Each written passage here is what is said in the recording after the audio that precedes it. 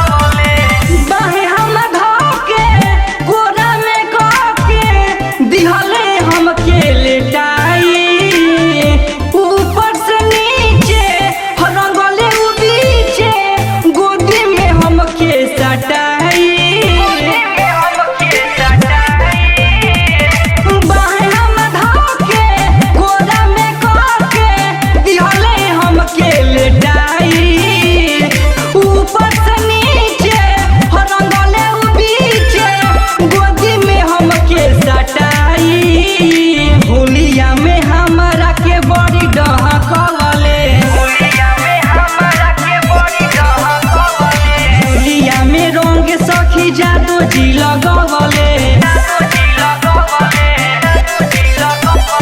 मीठी मीठी बात बोली हम के फसवले।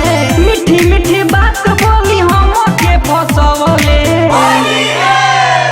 चोलिया में रंग सखी जादू जी लगवले। चोलिया में रंग सखी जादू जी लगवले।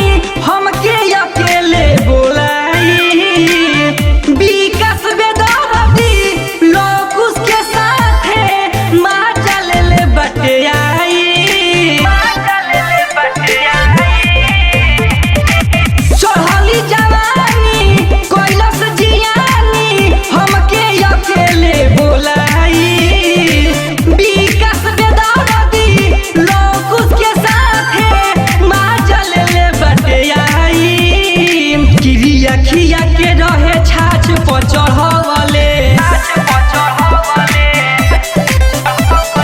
चोलिया में रंग सखी जादू जी लगवले।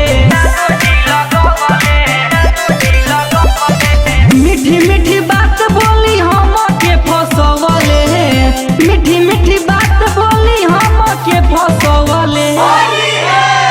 चोलिया में रंग सखी जादू जी लगवले। चोलिया में